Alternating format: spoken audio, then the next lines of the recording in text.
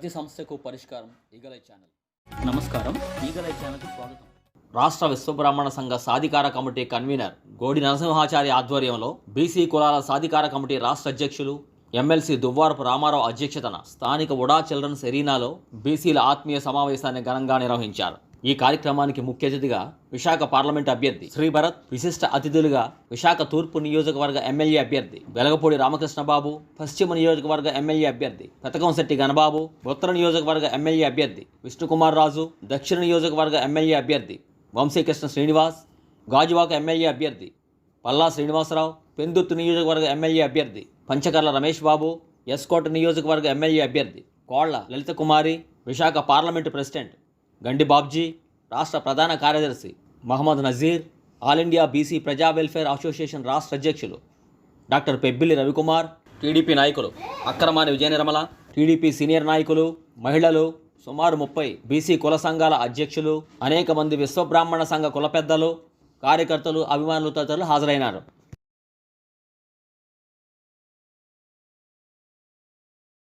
తొలుత అతిథులు స్వర్గీయ నందమూరి తారక రామారావు మరియు జ్యోతిరావు పూలే చిత్రపటాలకు పూలమాలలు వేసి నివాళులర్పించారు.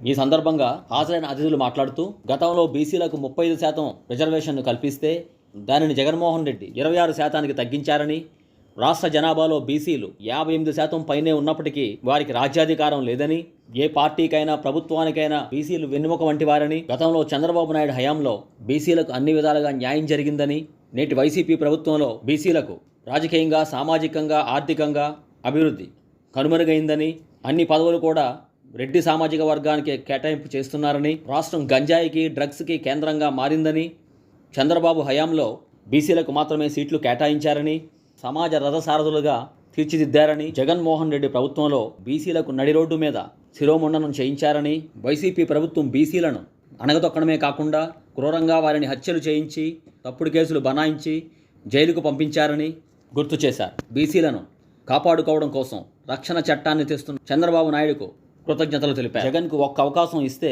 వామనవతారంలాగా మొత్తం బీసీలందరినీ అధపాతాళానికి తొక్కేశాడని, గులకరాయి దెబ్బను చూపించి సైకో జగన్ ప్రజలను మోసం చేస్తున్నారని, 5,75,00,000 జనాభా భవిష్యత్తు తేల్చే రోజు దగ్గర పడిందని, కనుక జగన్కి అందరూ ఓటు ద్వారా బుద్ధి చెప్పాలని సూచించారు. రేపు మన రాష్ట్రాన్ని పరిపాలిస్తున్న నాయకుడు మున్నాగొడికి 56 కార్పొరేషన్ పెట్టి బీసీలకి అన్యాయం చేసిన వాడు ఎవరైనా ఉన్నారంటే ఈ సైకో జగన్మోహన్ రెడ్డి. ఈ 100 మంది మీద బీసీ నాయకుల్ని మద్దతు చేపించింది, అనేక కేసులు పెట్టించింది ఈ సైకో జగన్మోహన్ రెడ్డి. ఇటువంటి ఘోర దరిద్రపు పరిపాలన భారతదేశంలో మనం పుట్టిన తర్వాత ఎక్కడా చూసుండవు.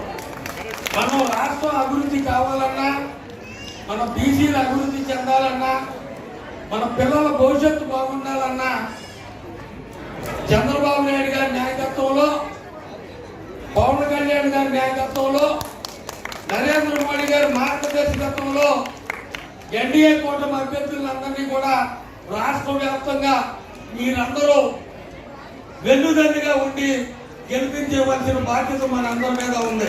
వీరందరూ కూడా తెలుగుదేశం పార్టీ ఒక అనుభవశాలి చంద్రబాబు నాయుడు గారితోనే అడుగులు వేయాలని చెప్పి వాళ్ళ త్యాగాలకు సిద్ధమై వాళ్ళ పార్టీలో సంస్థాపిక వారికి ఎన్ని ఇబ్బందులు ఉన్నా ఈరోజు రాష్ట్ర భవిష్యత్తు కోసం వారు కలిసినప్పుడు మనందరం కూడా ఒక నిర్ణయం తీసుకుని అందరం కలిసికట్టుగా రాష్ట్ర భవిష్యత్తు కోసం ఒకే మాట పైన రానున్న రోజుల్లో తీసుకురావాల్సినటువంటి బాధ్యత పెద్దలు, సంఘ పెద్దలు అందరిపైన మరి తీసుకోవాలని చెప్పి ప్రతి ఒక్కరు అంటే ఎమ్మెల్సీ గ్రాడ్యుయేట్ ఎలక్షన్స్ లో రాష్ట్ర భవిష్యత్తు కోసం ఆరాటపడేటువంటి విజ్ఞులు ఏ రకంగా తీర్పిచ్చారో బీసీ కులాల వారు కూడా అంత విజ్ఞతతోనే రేపు రానున్న రోజుల్లో ఆ తీర్పు ఇవ్వడానికి సిద్ధపడాలి. ఎందుకంటే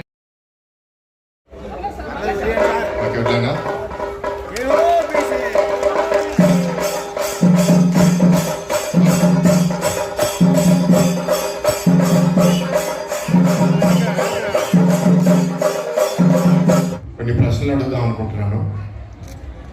మీరు ఇవాళ వైఎస్ఆర్సీపీ ప్రభుత్వంతో హ్యాపీగా ఉన్నారు అంటే చేతులెత్తండి.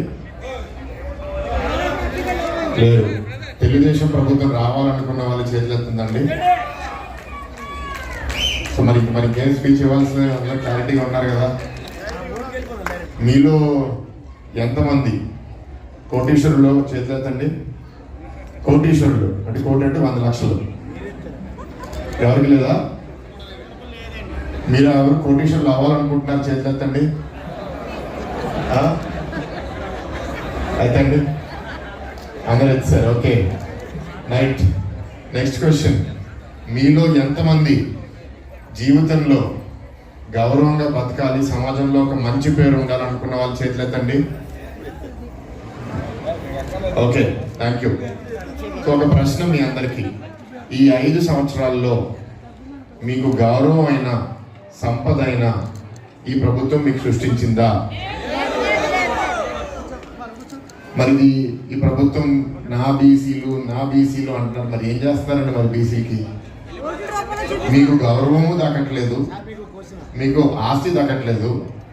మరి 2 లేనప్పుడు వాళ్ళు మీకు నా బీసీలు అని ఎట్లా అంటారో నాకైతే అర్థం అవట్లేదు. అందరూ ఒకసారి ఆలోచించండి. ఇది ఎందుకు మిమ్మల్ని అడుగుతున్నాను అంటే, ఈ ప్రభుత్వం పేదలకి పెత్తందారులకి మీ పెత్తందారులు వాళ్ళు పేదలు అంటే 7-8 ప్యాలెస్లో ఉన్న వాళ్ళు పేదవాళ్ళు, ప్రతిపక్షంలో ఉన్న వాళ్ళు మేము పెత్తందారులు. విశాఖపట్నంలో 500 కోట్లు పెట్టి ప్యాలెస్ కట్టుకుని వాళ్ళు పేదల పట్ల, మేమే పెత్తందారులు. వాళ్ళు పేదల పట్ల కాదండి, బీసీల పట్ల కాదండి. బీసీలు పేదలు శాశ్వతంగా ఎట్లా వాళ్ళని పేదరికంలోనే ఉంచాలి, ఎట్లా వాళ్ళని బానిసల్లాగే ఉంచాలి, అవసరమైతే వాళ్ళని కులపరంగా మతపరంగా విడదీసేసి ఓటింగ్ కోసం వాడుకోవాలి. ఇదే వాళ్ళ ఆలోచన. ఇంకో ఆలోచన కూడా ఏంటంటే, రాజ్యానికి నేను రాజుగా ఉన్నంతకాలం రాజ్యానికి ఏమైతే నాకేంటి, రాజ్యంలో ఉండే జనాలకి ఏమైతే నాకేంటి అనేది నాకు చాలా స్పష్టంగా కనపడుతుంది. సో మీకు ఎట్లాంటి రాజ్యం మీరు సృష్టించుకోవాలో అడిగితే మీరు ఆల్రెడీ చాలా క్లియర్గా జవాబు ఇచ్చేశారు. ఇప్పుడు మా ముందు ఉన్న బాధ్యత ఏంటంటే, మీరు ఇది ఫస్ట్ ఓటు రూపంలో మిమ్మల్ని అందరినీ మార్చవలసిందిగా కోరుతున్నాం. ఎందుకంటే వేదిక మీద మాకు అన్ని సాధికార కమిటీ నాయకులు, బీసీసీఎల్ నాయకులు, సంఘ పెద్దలు అందరూ ఈ వేదిక మీద వాళ్ళు ఉన్నారు. మీ అందరినీ కోరేది ఏంటి అంటే, ఈ మెసేజ్ జనాల లోపలికి మనం తీసుకెళ్ళాలి, ఓటింగ్లో అది చూపించాలి. 2019లో తెలుగుదేశం పార్టీ విశాఖపట్నంలో 4 సీట్లు గెలిపించారు. ప్రధానంగా బీసీలు కూడా ఓటేశారని నమ్ముతున్నాను. మనందరినీ కోరేది ఏంటి అంటే, ప్రతి నియోజకవర్గం అది తెలుగుదేశం అభ్యర్థ, జనసేన అభ్యర్థ, బీజేపీ అభ్యర్థ అనేది ఇవాళ మనకు అనవసరం. ఇవాళ ఇది మన భవిష్యత్తు, మనందరి భవిష్యత్తు. ప్రతి అభ్యర్థిని మీరు గెలిపించాలని మిమ్మల్ని అందరినీ నేను కోరుతున్నాను. మా సీట్లతో మనం గెలిస్తేనే రేపు మనం ఒక స్టేబుల్ పరిపాలన ఇవ్వగలుగుతాం.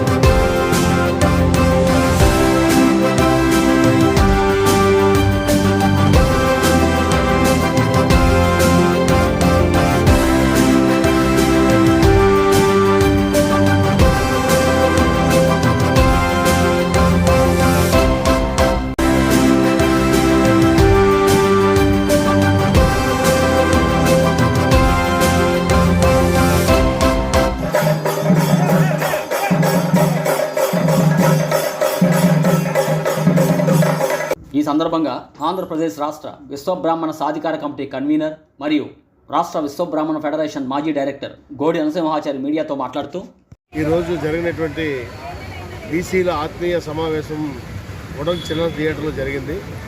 ఈ సమావేశానికి ముఖ్య అతిథిగా దువ్వరపు రామారావు గారు వ్యవహరించారు. అదేవిధంగా 7 అభ్యర్థులు, ఎమ్మెల్యే అభ్యర్థులు మరియు ఎంపీ భర్త గారు కూడా ఈ కార్యక్రమానికి వచ్చారు. రాష్ట్ర నలుమూల నుంచి వివిధ కుల సంఘ నాయకులు అందరూ వచ్చినప్పటికీ విశ్వ బ్రాహ్మణ సంఘం తరపున సుమారు ఒక 200 మంది మేము ఇందులో పాల్గొన్నాం. గాజువాక, అనకాపల్లి, పెందుర్తి, సబ్బవరం తదితర ప్రాంతాల నుంచి కూడా మా సంఘీయులందరూ వచ్చారు. గతంలో విశ్వబ్రాహ్మణ కుల సంఘానికి సంబంధించినటువంటి GO number 85 Vishwabrahmana finance corporation అనేటువంటి కార్పొరేషన్ ద్వారా 30 కోట్ల రూపాయలు నారా చంద్రబాబు నాయుడు గారు మొదట విడతగా ఇస్తే అది మా సంఘీయులందరికీ కూడా సుమారు 15-16 కోట్ల రూపాయలు ఒక పద్ధతి ప్రకారం, అంటే ఒక యూనిట్, ఆ యూనిట్ ప్రకారం పంచగలిగాం. మిగతా 14 కోట్ల రూపాయలు కూడా ఆ కార్పొరేషన్లో ఉండిపోయాయి. అది బీసీ కార్పొరేషన్కి అనుసంధానం చేశారు. కానీ అదేవిధంగా ఆదరణ పథకం ద్వారా అయితే 90% సబ్సిడీతో, అంటే ₹1,00,000 పనిముట్లు తీసుకున్నాం అనుకోండి, 10,000 చెల్లించాం, 90,000 గవర్నమెంట్ సబ్సిడీ వచ్చింది. అలాగా మా 5 వృత్తులు, స్వర్ణకార వృత్తి, వడ్రంగి వృత్తి, శిల్పాచార్యులు, అదేవిధంగా రాడ్ బెండర్స్, అదేవిధంగా కంచర్ పని వాళ్ళు, ఈ 5 వృత్తులకు కూడా చేతి వృత్తి పని వాళ్ళకి కనుక మాకు ఆధార పథకం ఎంతో ఉపయోగపడింది. తద్వారా మా కుటుంబాలు కూడా నిత్యము కూడా కలకలలాడేటటువంటి పరిస్థితి. కానీ ఈరోజు ఈ 5 సంవత్సరాల్లో మా 5 చేతి వృత్తులకు కూడా అడుగంటిపోయి రోజువారీ కూలీలకి, ఆఖరికి సెక్యూరిటీ గార్డుల కింద వెళ్ళిపోయినటువంటి దుస్థితి ఏర్పడింది. కేవలం బీసీల ద్రోహి ఎవరైనా ఉన్నారు అంటే అది కేవలం జగన్మోహన్ రెడ్డి. 56 కార్పొరేషన్లు ఇచ్చి ఆఫీసులు లేకుండా, కుర్చీలు లేకుండా, నిధులు లేకుండా, విధులు లేకుండా కేవలం ఒక దిష్టి బొమ్మలాగా వాటిని పెట్టి వాళ్ళకి అంటే కేవలం వైఎస్ఆర్సీపీ కార్యకర్తల కింద వాళ్ళు ఉపయోగించుకున్నాడు తప్ప, ఇప్పుడు వాలంటీర్లు ఎలాగైతే ఉపయోగించుకున్నాడో కార్పొరేట్ సంబంధించిన చైర్మన్, డైరెక్టర్లు కూడా అదే జీతగాల కింద వాడుకున్నాడు. అలా ద్రోహం చేసినటువంటి జగన్మోహన్ రెడ్డిని చిత్తుగా ఓడించాలని ఈ రోజు జరిగిన సభ తీర్మానం చేయడం జరిగింది. ఇది తథ్యం. రాబోయే రోజుల్లో కూటమి అభ్యర్థిగా ఉన్నటువంటి ఎవరైతే మన నారా చంద్రబాబు నాయుడు గారు అఖండ మెజార్టీతో 130 నుంచి 140 సీట్లు వస్తాయని ఇప్పుడు విశ్లేషణ జరిగింది. అది తథ్యం. మొత్తం మీద మేము ఒకటే చెప్తున్నాం, 25 నుంచి 25 పార్లమెంట్ సీట్లు కూడా గెలిచి నరేంద్ర మోడీ గారు చేతిలో పెడితే వివిధ పోలవరం, అదేవిధంగా మనకు రాజధాని, అదేవిధంగా చేతివృత్తిదారులకి అనేక రకమైనటువంటి లబ్ధి చేకూరుతుందని ఇక్కడ ఉన్నటువంటి మొత్తం 2,000 పైచీలకు వచ్చినటువంటి సంఘీయులందరూ కూడా ఒక తీర్మానం చేసుకున్నాం. ఈ తీర్మానం ప్రకారం గ్రామ స్థాయిలోకి వెళ్ళి ఇవన్నీ కూడా ఓట్ల రూపంలో, ఎందుకంటే ఇప్పుడు ఓట్లు డైవర్ట్ చేయాలి. ఇప్పుడు సైకిలు, గ్లాసు, కమలం ఉంది. ఈ కొంతమంది వాళ్ళకి ఏం తెలుసు అంటే ఫలానా గోడి నరసింహాచారంటే తెలుగుదేశం పార్టీ సైకిల్కి వేయాలి అని అనుకుంటారు. కానీ అక్కడ జనసేనకు మాదుకు పొత్తుండడం వల్ల దక్షిణ నియోజకవర్గం వంశీకృష్ణ యాదవ్కి ఇచ్చాం. అది గ్లాసు గుర్తుపై వెయ్యాలని ఇంటింటికి ప్రచారం చేస్తున్నాం. అది చేయడంలో భాగంగా గ్రామ స్థాయి నుంచి కూడా మంచి బలోపేతం అయ్యాము. తప్పకుండా మా దక్షిణ నియోజకవర్గం సుమారు 10 నుంచి 15,000 మెజార్టీతో గెలుపొందుతామని సందర్భంగా తెలియజేస్తాం. ఏవైతే జగన్మోహన్ రెడ్డి గారు నవరత్నాలు పథకాలు పెట్టారో ఆ పథకాలలో కొన్నింటిని కాపీ చేసి చంద్రబాబు నాయుడు గారు సూపర్ 6 పథకాలను రూపొందించారని, కాపీ చేసి పేస్ట్ చేశారని ఎమ్మెల్సీ వరద కళ్యాణి గారు అంటున్నారు. దీనికి మీరు ఏమంటారు? సంక్షేమానికి ఆరాధ్యుడే నందమూరి తారక రామారావు గారు. నందమూరి తారక రామారావు గారు పెట్టినటువంటి సంక్షేమ ఫలాలు ఏవైతే ఉన్నాయో ఆ రోజు వేసిన ఇత్తనం ఈరోజు మహావృక్షంగా చంద్రబాబు నాయుడు గారు ప్రజలకు అందించారు. 35 రూపాయల నుంచి ఉన్న ఫంక్షన్ని ఈనాడు 2,000 వరకు చేసింది ఎవరు? నారా చంద్రబాబు నాయుడు. దీపం పథకం కింద మహిళలకు గ్యాస్ సిలిండర్లు అందించింది ఎవరు? నారా చంద్రబాబు నాయుడు గారు. విద్య బడుగు బలహీన వర్గాలకు విదేశీ విద్య ఇచ్చింది ఎవరు? నారా చంద్రబాబు నాయుడు గారు. అదేవిధంగా పెన్షన్ ఇవ్వడం ఒక ఎత్తు అయితే ప్రతి మహిళకు భద్రత కల్పించి, బీసీ వర్గాలకి ఎక్కువ భద్రత కల్పించి బీసీ సప్లాన్ తీసుకొచ్చి తద్వారా బీసీలకు 156 కులాలకి బీసీ సప్లాన్ ద్వారా సుమారు 10,000 కోట్ల రూపాయలు ఇచ్చింది ఎవరు? నారా చంద్రబాబు నాయుడు గారు. మొదగా అంటే తెలియనటువంటి ఈ వైసీపీ నాయకులు సంక్షేమ పథకాల గురించి మాట్లాడే అర్హత లేదని ఈ సందర్భంగా తెలియజేస్తారు. తదుపరి విశాఖ జిల్లా విశ్వబ్రాహ్మణ సంఘ అధ్యక్షులు శివకోటి శ్రీనివాసరావు మాట్లాడుతూ గత జరిగిన 5 సంవత్సరాల్లో బీసీలకి విశ్వబ్రాహ్మణులకి చాలా అన్యాయం జరిగింది. రాబోయే ప్రభుత్వం తెలుగుదేశమే, ఆ విషయంలో తెలియలేదు. జగన్ ప్రభుత్వం, వైఎస్ఆర్ ప్రభుత్వం విశ్వబ్రాహ్మణులకు చాలా అన్యాయం చేసింది. రావాల్సిన నిధులు ఏమీ రాలేదు. ఏమన్నా అంటే ఫ్రీ అంటారు, ఉచితం అంటారు.